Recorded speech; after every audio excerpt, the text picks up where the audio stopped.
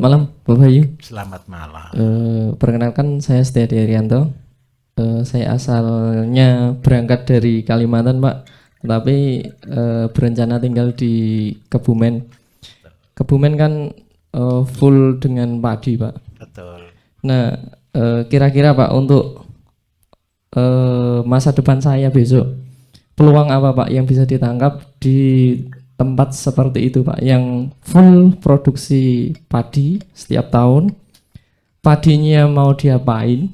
Kok padinya? Jeraminya Pak, jeraminya mau diapain? Kalau memang perlu untuk apa investasi sapi gitu Pak, mengelola jeraminya seperti apa? Manajemennya. Baik. Terima kasih Pak. Baik.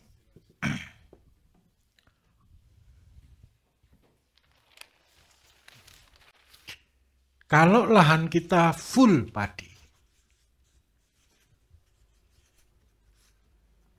apa yang dibutuhkan?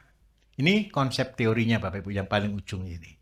Namanya teori 2-3-4. Teori 2-3-4 itu berbicara 2 hektar sawah, 3 kali panen, dan 4 ekor sapi.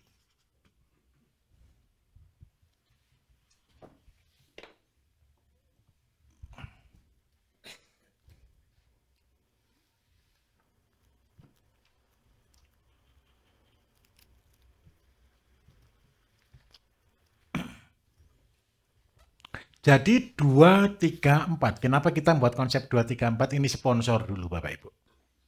Saya dulu pernah disponsori ini untuk melakukan riset tentang padi. Pada waktu konsep padi SRI. Pernah dengar padi SRI? Jajar Legowo. Sri. Itu yang riset dari Sampurna. Karena itu kita buatkan konsep Ji Samsu. Jadi konsepnya 2 hektar sawah yang 3 kali panen dan 4 ekor sapi. Artinya apa? Kalau Bapak Ibu ada sawah 2 hektar yang bisa full padi, cuman butuh berapa ekor sapi? 4 ekor sapi. Konsepnya sama. Berarti ada sapi, makannya jerami. Nah, kotoran sapi untuk jerami. Sudah. Seandainya lebih canggih lagi, dari sapi ke kolam, dari kolam ke padi. Sehingga semuanya akan menghasilkan profit. Terus kotoran sapinya bagaimana Pak? Ingat ini konsepnya. Pupuk terbaik untuk tanaman padi ia adalah berasal dari padi. Nah, terus yang kedua, berarti kalau Masnya mau, apa yang harus dilakukan nanti ke depan? Siap-siap beli sapi. Sapinya tidak perlu banyak Bapak Ibu. Sapinya cukup kalau untuk 1 hektar percobaan 2 ekor. Tapi kalau langsung untuk 2 hektar berarti 4 ekor. Buktikan teori ini. Sapi makannya gratis karena makan jerami. Saya akan hitungkan. Padi rata-rata keluar itu kurang lebih sekitar 7 ton. 6 ton lah kalau standar pemerintah. 1 hektar. Gabah. Kalau gabahnya keluar 6 ton, jeraminya kira-kira berat mana? Jerami atau gabahnya? Jerami. Jeraminya keluar 3 kalinya. Keluar berapa? 18. Kalau 2 hektar, berarti keluar berapa ton?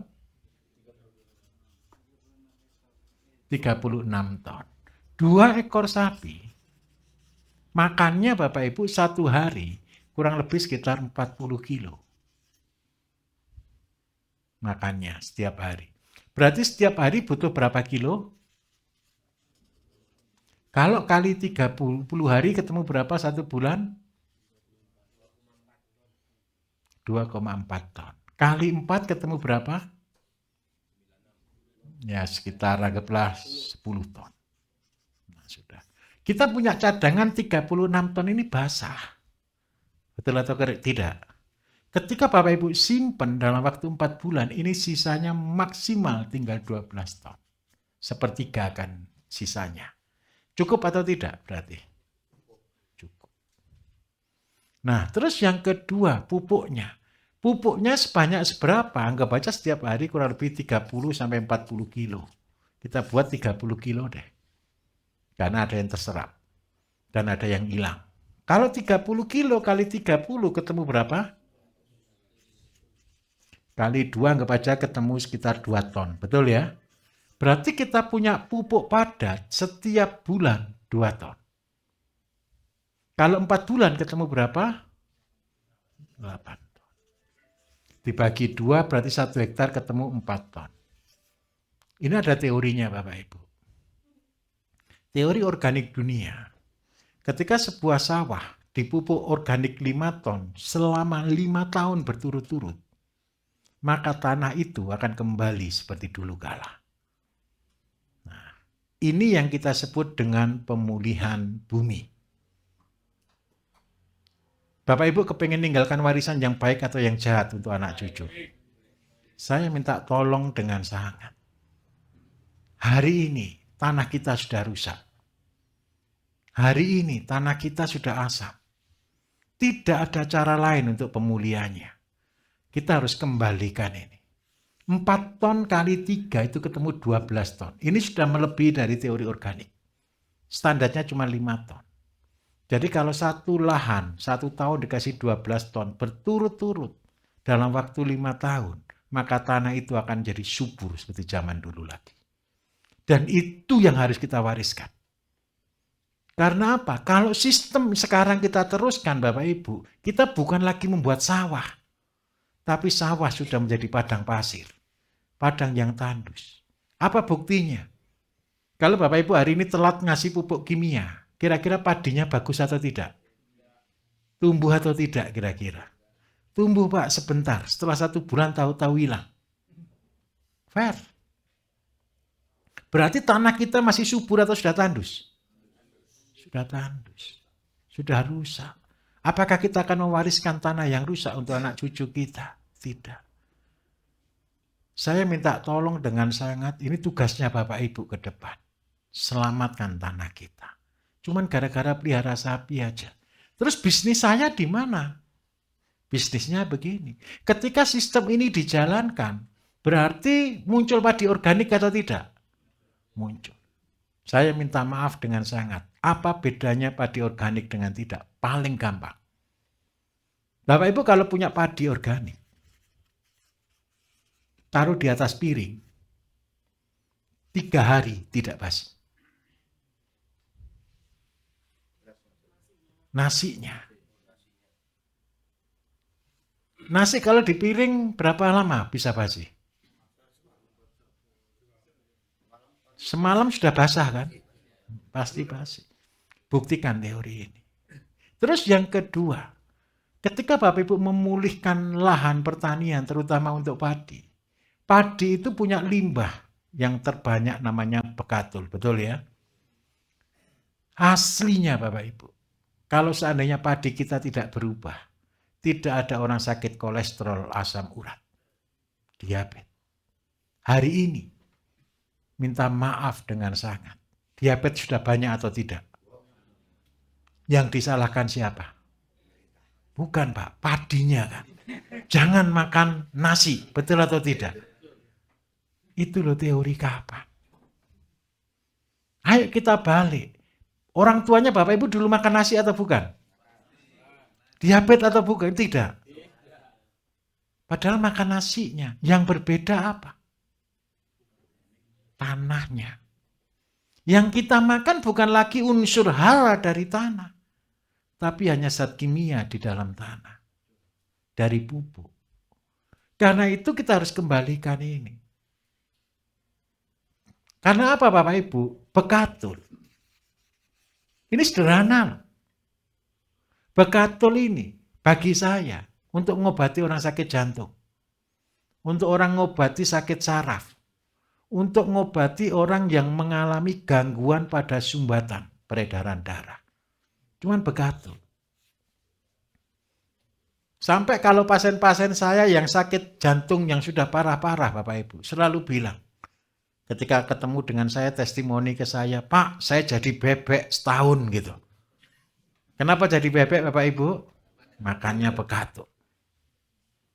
sembuh. Nggak usah pasang ring. Enak mana pasang ring atau makan bekatul saja? Loh serius. Terus sekarang minta maaf. Hari-hari ini banyak anak-anak yang dikatakan kayak indigo, banyak gangguan saraf, Parkinson, betul ya? Terus habis gitu autis. Kalau anak-anak kecil banyak juga minta maaf, epilepsi. Obat terbagusnya apa? Bekatul. Kapan hari saya dapat testimoni dari pasien saya yang ada di Telungaku. Ketika saya ke Nganjuk, dia datang ke Nganjuk. Dia bilang, Pak Bayu, saya sekarang sudah tidak beli produknya Bapak. Oh, kenapa sudah sembuh? Sudah Pak. Sembuhnya gimana? Sekarang saya sudah bertani padi dengan cara BSM. Saya tidak makan bekatul Pak. Saya cuma makan berasnya saja. Cuma makan berasnya saja loh Bapak Ibu. Epilepsi sembuh. Jadi ketika Bapak Ibu bertanam padi di sini, goalnya apa sekarang? Siapa yang disehatkan? Semua. Mas, tolong. Kalau boleh jadilah pionir, rubah semuanya. Walaupun sulit. Walaupun sulit. Buktikan dulu. Butuh waktu berapa lama? Sabar. 3 tahun. Tahun pertama dilihat. Tahun kedua didengar. Tahun ketiga mereka mau praktek. Jadi tolong pegang teori ini. Dilihat, didengar, dan dicoba. Nah, tapi sampai harus stabil, harus kuat mentalnya. Terus yang kedua, promosikan. Promosinya bukan apa Bapak Ibu. Organik tidak bisa dibohongi. Organik beda di kualitas, beda di rasa. Mudah-mudahan Bapak Ibu ini makan yang organik. Ini saya nanti tanyakan di dapur. Berasnya beda enggak ya? Soalnya nasi saya beda. Nasi saya low carbon Bapak Ibu. Low carbon, low sugar. Jadi berasnya khusus lagi. Jadi masaknya juga beda. Bapak Ibu makan beras yang sama enggak dengan yang di rumah kira-kira? Agak beda enggak? Aromanya beda enggak? Oh, berarti makan yang organik. Boleh ngetes. Ada juga peserta yang ngetes Bapak Ibu. Bawa satu plastik, bawa ke asramanya masing-masing, disimpan sampai pulang mereka tes basi atau tidak. Serius ini.